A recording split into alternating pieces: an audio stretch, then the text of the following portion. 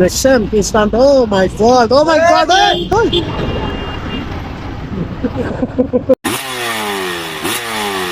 আসসালামু আলাইকুম ভিউয়ার্স, সবাই কেমন আছেন? আশা করছি সবাই ভালো আছেন।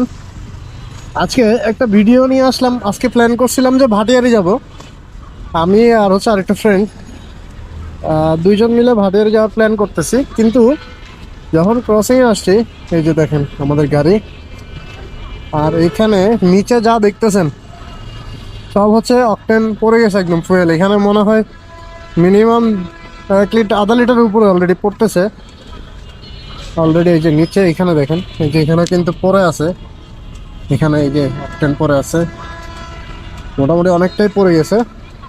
আমরা এখানে রাখছি, একটু দাঁড়াইছিলাম, চিন্তা করছি এখানে উপরে একটু ওইটা দাঁড়ায়, তারপর হচ্ছে এই সোজা যাবো হচ্ছে ভাটিয়ারির দিকে।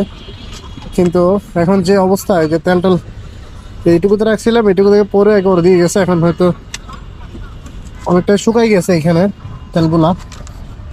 মানে আজকে একটু বিকালে বের হয়েছি, চিন্তা করছি যে বের হব। আর এই যে দেখেন 4Bর এই যে ওভারফ্লো যেটা হয়, এটা কিন্তু খুবই বাজে। তেল টেল পরে একেবারে এখানে শুকাই গেছিল, আমি পরে এটুকু মুছে দিছি, মুছে এখন মোটামুটি একটু গাড়িটা বন্ধ করে রাখছি। আর তেলের লাইনটা তখন বন্ধ ছিল, এদিকে করা ছিল, আমি এখন আবার তুলে দিছি আগের জায়গায়। সো এটা একটা প্যারা বলবো 4Bতে। আর এখন যেহেতু দূরে একটা জার্নি যাওয়ার চিন্তা ছিল, এখন ওটা আসলে ক্যান্সেল করতে হবে। গাড়িটা সার্ভিসিং আবার দেখাইতে হবে। এর আগে একটা প্রবলেম, সেম প্রবলেম হয়েছিল এর আগেও। সো এটার জন্য এখন আসলে প্ল্যানটা ক্যান্সেল আমাদের। আমি আর হচ্ছে এখানে রাকিব সোহান দুইজন মিলে কিন্তু যাওয়ার চিন্তা ভাবনা করছিলাম ভাটিয়ারির দিকে।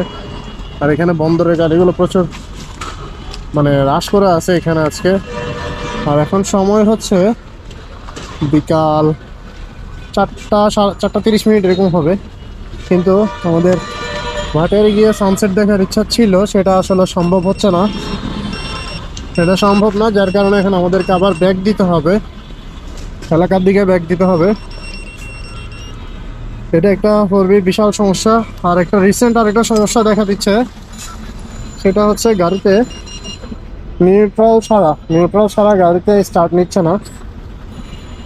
এক গিয়ার আছে গাড়ি, কিন্তু এখন সেল দিয়ে স্টার্ট নিচ্ছে না। এটা কি সেলের সমস্যা? বুঝতেছি না আসলে এটা কি ঝামেলা। এই যে আমি যদি নিউট্রাল কি তাহলে স্টার্ট নিচ্ছে, কিন্তু নিউট্রালে ছাড়া গাড়িটা এমনি স্টার্ট নিচ্ছে না। এর আগে কিন্তু 1 গিয়ার 2 গিয়ারে স্টার্ট নিচ্ছে গাড়ি। তো এটা একটা বিশাল প্যারা বলবো এখন বর্তমানে গাড়িতে। আর এই গাড়িটা দিয়ে বান্দরবান লাস্ট রুট দিয়েছিলাম হচ্ছে ইয়াতে বান্দরবানেই থামছি, তারপর হচ্ছে ক্ষমাতঙ্গি ওদিক থেকে আসছি। এরপর থেকে গাড়িটাতে এই ধরনের প্রবলেম হচ্ছে। কতগুলো তেল অকটেন পরে গেল আমার, মানে এগুলোর জন্য আফসোসও লাগতেছে। এখন আসলে কিছু করারও নাই। আমার সাথে এখন রাকিব সোহান আছে, ওর সাথে ওকে একটু জিজ্ঞেস করে আপনাদেরকে। জাস্ট 4B ওরও আছে। ভাইয়া আপনারও তো 4B আছে, আপনার 4Bতেও কি সেম এরকম ওভারফ্লো হয় তেলের? না, এখনো হয়নি ওভারফ্লো। কি বলেন, আপনার গাড়ি বিক্রি করবেন না? এখনো ওভারফ্লো আচ্ছা, ওভারফ্লো হয় না না? আমার সমস্যা হয়নি, কিন্তু এমনি পাহাড়ে টাহাড়ে গেলে একটু হয় মাঝে মধ্যে। ফুল যখন করি তেল আচ্ছা, তখন হয় মাঝে মধ্যে, তখন মাঝে মধ্যে হয়। মানে ওইরকম এটা মানে 4Bতে সমস্যাটা থাকে না, বেশি হিট হলে মনে হয় এই সমস্যাটা হয়। ঠিক ছিল না। এটা আসলে পাহাড়ে যখন যাই হ্যাঁ, তেল ফুল নিয়ে তখন হয়। এটা কেন হয় জানি না, তা এক্সপার্টরা হয়তো বা জানবে। যারা মেকানিক আছে ওরা বলতে পারবে। আমার সাথে রাকিব সোহান ছিল এতক্ষণ, ও বললো জিনিসটা আসলে ওর বাইকেও সেম প্রবলেমটা হয়। এটা হচ্ছে হঠাৎ, আমারটা তো এর আগে একবার হয়েছে অনেক আগে, এখন আবার আজকে হইলো। এই যে দেখেন আমার অকটেনগুলো পুরো ভিজে, একবার রাস্তা ভিজে ফেলছে পুরোটাই। এই হয়েছে মানে অবস্থা। যারা 4B চালায় তাদের তেলের হিসাব রাখতে হয় না, মানে তেলের হিসাব ছাড়া গাড়ি চালাইতে হবে।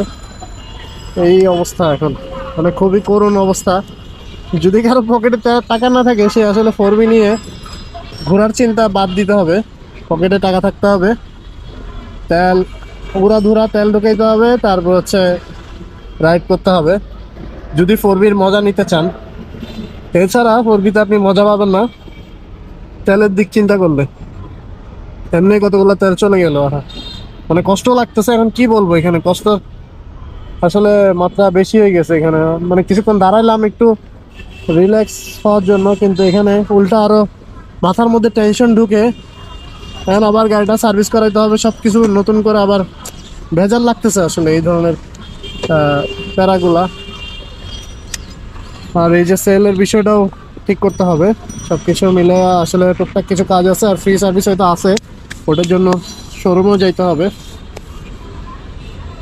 তো আসলে এখন চা খাইতে যেতে হবে, মানে একটু চা খাবো। আর চা খেয়ে তারপর হচ্ছে বাসা দিকে ব্যাক করতে হবে, যেহেতু ভাটিয়ারি ক্যান্সেল। খারাপ লাগতেছে, ভাটিয়ারি যেতে পারছো না যে। যাবো আর কি, কালকে সামনে যাবো। যাইতে পারলে ভালো হইতো আর কি, একটু ওয়েদারে ঠান্ডা ঠান্ডা ছিল একটু। আর রাস্তাও জ্যাম, তো রাস্তা ব্লক। রাস্তা তো ব্লক, কিন্তু তারপরে যাওয়া যেত। হয়তো কিন্তু মানে এখন আসলে ও তেল, এতগুলা তেল পরে গেল আসলে, এগুলো আসলে কষ্ট লাগতেছে। ও হাসতেছে, কিন্তু আসলে আমার আমার কষ্ট লাগতেছে। ওর তো তেল যায় না, আমার গাড়ির তেল গেছে। আচ্ছা যাই হোক, এখন আমরা চা খেতে যাচ্ছি। চলেন আপনাদেরকে যেতে যেতে কিছু জিনিস শেয়ার করি। আমাকে কিন্তু অনেকে প্রশ্ন করতেছে, চলো দাদা চা খাই, চা খাইতে যাইনি, তারপর ওইখানে গিয়ে কিছু কথা বলি।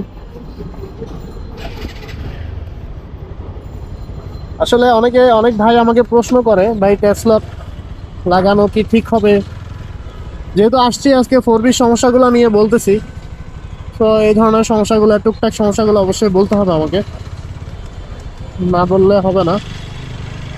যেমন ধরেন 4Bতে এখন আমার টেসলা নিয়ে সমস্যা বলতে, ব্যাটারিতে এই পর্যন্ত কোনো সমস্যা করে নাই আমার, যেহেতু রানিং থাকে বাইক। সো এই ধরনের কোনো সমস্যা হয় নাই, আশা করি সমস্যা হবেও না সামনেও। রানিং থাকলে বাইক যদি কন্টিনিউ আপনি রান করেন, সেক্ষেত্রে কিন্তু কোনো সমস্যা হয় না, এটাই হচ্ছে ব্যাপার। আর দেখেন এখানে কি অবস্থা করতেছে ওরা।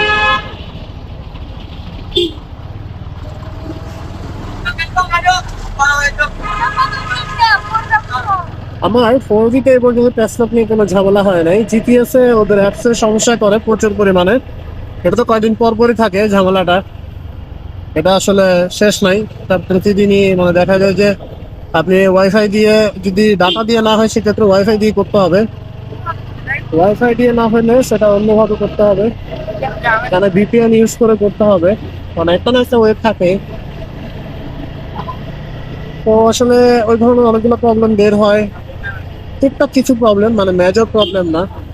এখানে তো মানুষ, প্রচুর পরিমাণে মানুষ, সবাই ছবি তুলতেছে। আসলে বিকেল টাইম, যার কারণে সবাই আসছে, ছবি তোলায় ব্যস্ত।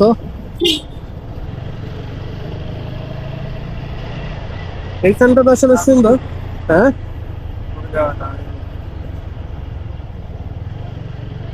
এই রাস্তাটা হচ্ছে মানে শুক্রবার, যার কারণে হচ্ছে এখানে সবাই আসছে। আমরা কোন দিকে যাবো চাকাতে? ঠিক আছে, চলে যাবে। আচ্ছা ঠিক আছে, এই তো গাড়ির জ্যাম।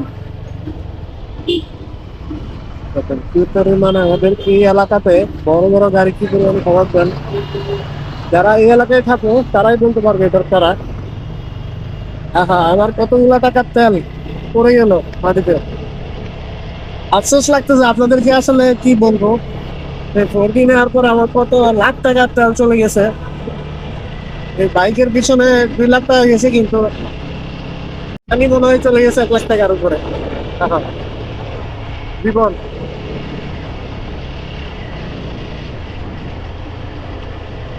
এখন যাচ্ছি, বিকাল সন্ধ্যা হয়ে গেছে, প্রায় সন্ধ্যার কাছে আছে এখন, যেহেতু শীতকাল সন্ধ্যাটা খুব তাড়াতাড়ি হয়ে যায়। অলরেডি টাইম মানে 4টা 53, এই সময় এই অবস্থা হয়ে গেছে। আমাদের এখন থাকার কথা ছিল ভাটিয়ারিতে, কিন্তু তেলের যে ইয়েটা হইলো, অ্যাক্সিডেন্ট ইনসিডেন্ট যেটা হইলো, ওটা ইনসিডেন্ট বলবো, অ্যাক্সিডেন্ট না, ইনসিডেন্ট হয়ে গেল, যার কারণে আর প্ল্যানটা সফল হইলো না, ওইখানে যেতে পারলাম না। তো এই হচ্ছে ব্যাপার। আর টেসলা নিয়ে আমি এখনো প্যারায় পড়ি নাই, আপনাদেরকে এটা বারবার বলতেছি, কারণ হচ্ছে টেসলা নিয়ে আমার এখনো পর্যন্ত সমস্যা হয় নাই। ও দেখছেন ইনস্ট্যান্ট, ও মাই গড, ও মাই গড, বাপ,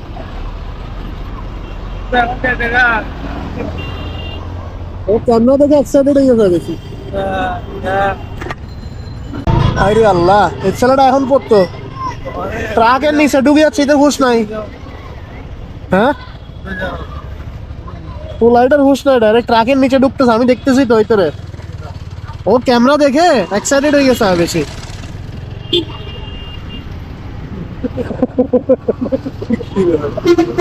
দাঁড়ান দাঁড়া গিয়ে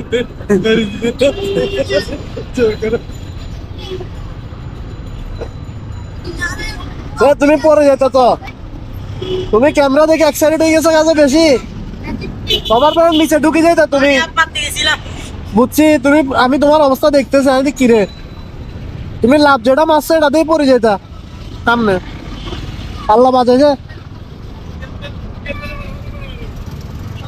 আসো চলো, এখানে খাবা গে, তাহলে এখানে ক্যামেরা খুলে ফেলি। তো আজকের মতো এতটুকুই, আমরা চা খাবো। সবাই ভালো থাকবেন, সুস্থ থাকবেন, পরবর্তী ভিডিও আসা পর্যন্ত আল্লাহ হাফেজ।